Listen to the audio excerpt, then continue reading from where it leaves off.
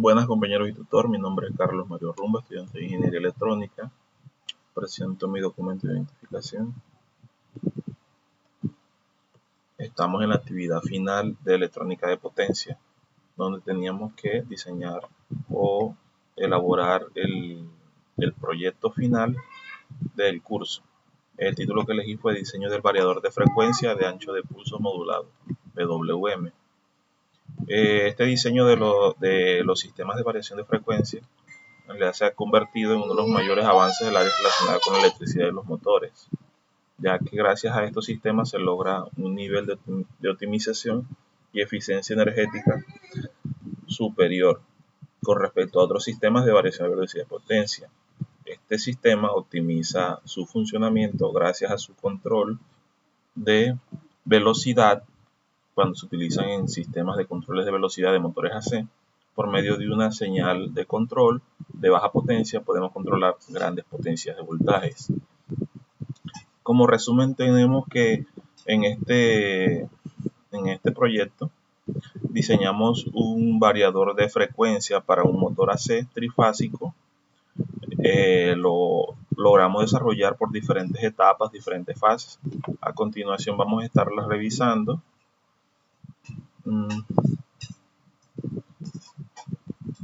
A continuación abordaremos el diseño del variador de frecuencia, donde se realizó la técnica de modulación de ancho de pulso, pasando por las etapas de conversión AC-DC, luego DC-AC.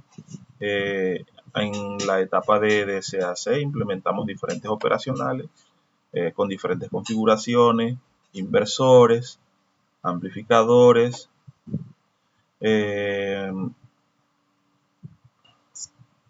luego utilizamos sistemas de puentes H que veremos más adelante. Primero debemos entender que para controlar un actuador por frecuencia debemos conocer varias variables del diseño. Una en concreto que nos describe cómo debemos abordar el proyecto de variador de frecuencia.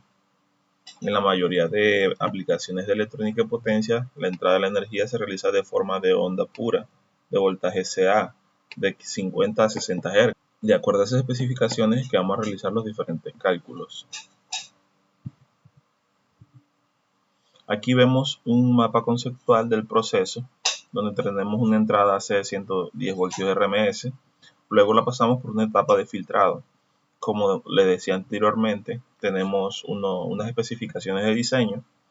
El voltaje de rizado debe ser menor al 6%. Si esto no se cumple, debemos de reajustar el cálculo de la etapa de filtrado hasta cumplirlo. Luego tenemos una señal de C. Ya la pasamos por la etapa de filtrado y rectificación. Aquí se establecen las señales de corte y de control, que tenemos la señal de control, la señal senoidal y la señal triangular. Estas nos entregan un seno A, que sería la señal de control, y tenemos un inversor para desfasar la señal seno A, y esto nos convierte en una seno B. Le pasamos a cada comparador las señales y luego las operamos con un diferenciador. Esto realiza una operación matemática, una resta, y nos entrega una señal SPWM de control. Esta señal SPWM es la que utilizaremos para cada manejador. Estos manejadores también tienen una configuración. Uno pasa por una señal SPWM invertida y invertimos las dos señales que le ingresamos. Cada manejador controla un par de MOSFET de alta potencia, que son los encargados de conmutar la señal DC que viene de nuestra etapa de filtrado, nuestra señal DC. Este puente H se encarga de conmutarla y nos convierte en una señal senoidal. Luego tenemos un filtro de doble nivel, dos filtros, uno en cada línea de alimentación del motor. Pasa por este filtro, se afina la señal y no funciona nuestro motor de corriente alterna trifásico. Obviamente tiene otra configuración más, además de las dos entradas. Aquí vemos los parámetros del diseño. Vemos los cálculos matemáticos que se realizaron. Nuestros resultados, el voltaje de rizado seleccionado, el valor del capacitor. Aquí vemos el circuito AC-DC. donde entra una señal AC, un voltaje AC. Lo pasamos por el puente rectificador, luego lo filtramos y ya tenemos una salida totalmente continua. Aquí vemos la señal de la entrada C, su comportamiento senoidal. Aquí vemos el comportamiento cuando la pasamos por el puente de diodos. La que está en rojo corresponde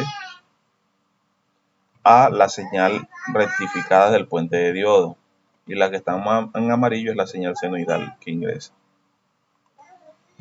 Aquí tenemos la señal de salida rectificada. Como pueden observar, aquí ya tenemos una línea recta, semirecta, donde la media sería nuestro voltaje de salida, que serían unos 150 voltios. Aquí se puede observar un rizado. Ese rizado lo vamos a ver aquí. Es un rizado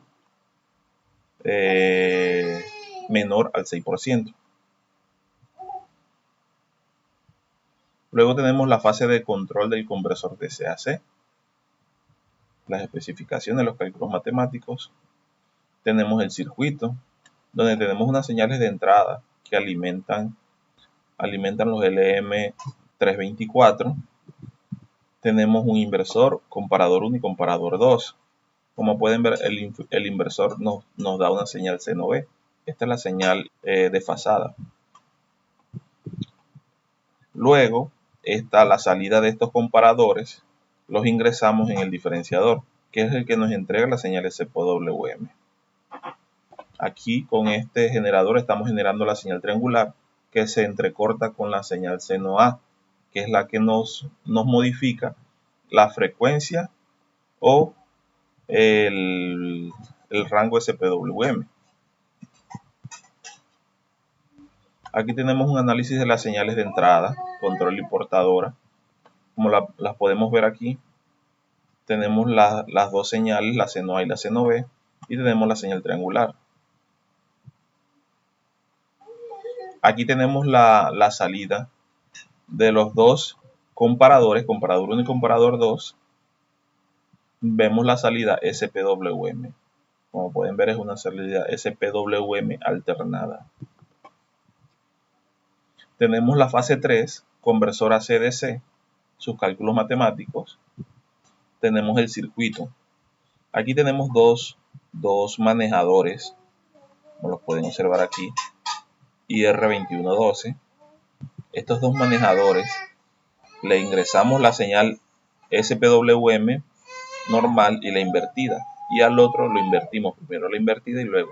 ¿Esto para qué? Para que nos activen de una diferente forma los MOSFET. Este me activa estos dos y este me activa estos dos. Entonces aquí tenemos las salidas y vemos cómo ingresan aquí, la pasamos por un filtro y esa nos alimenta nuestro motor. Como pueden ver, el motor aquí tiene unas revoluciones que indica que está girando. Estas revoluciones varían de acuerdo a la configuración de la frecuencia de control.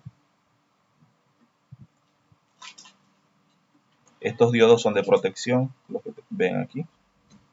Continuamos.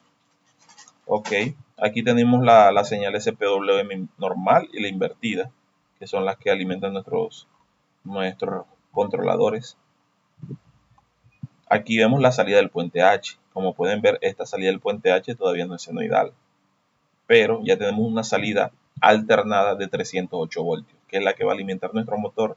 Aquí lo que estamos calculando es la frecuencia que se cumpla. Tenemos una señal de control de 50 Hz configurada, y como podemos ver aquí en el cálculo con el osciloscopio, con los cuadros, la división, tenemos 50, que es lo mismo, se está cumpliendo. Aquí tenemos la señal de la salida de los filtros que van antes del motor. Aquí sí pueden observar una señal seno. Esta señal seno es la que va a alimentar finalmente nuestro motor y va a optimizar el funcionamiento del mismo.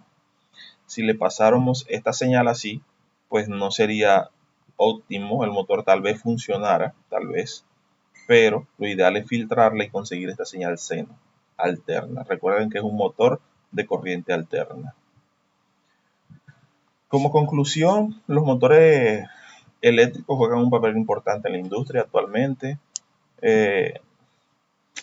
Tienen una amplia gama de motores.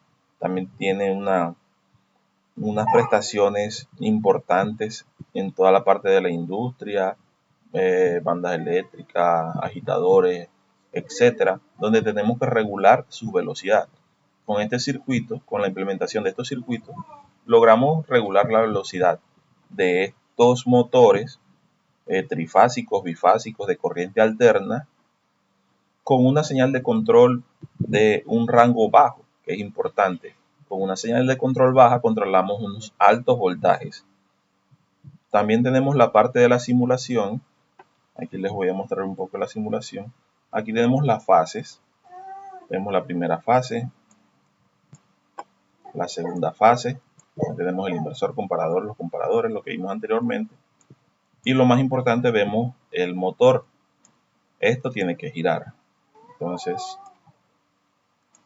si corremos la simulación, aquí vemos que tenemos 50 Hz de señal de control. Esta sería nuestra señal de control. Está configurada a 50 Hz. Tiene 8.5 de amplitud. Y vemos cómo está girando. Aquí vemos las revoluciones. Recuerden que estas revoluciones se multiplican por 1000 para este ejemplo. Si yo aumento la frecuencia de control, miren lo que pasa con mi motor. Comienza a aumentar sus revoluciones, o sea que estoy controlando la velocidad de giro del motor. 132 por 1000. Si yo disminuyo la frecuencia, mi motor debe comenzar a bajar su velocidad.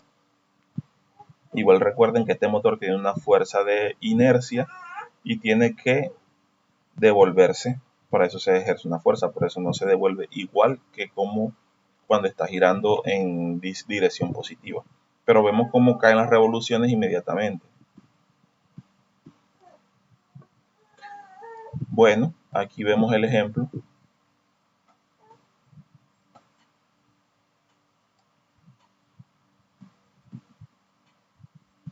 Bueno, esta fue mi sustentación. Muchas gracias.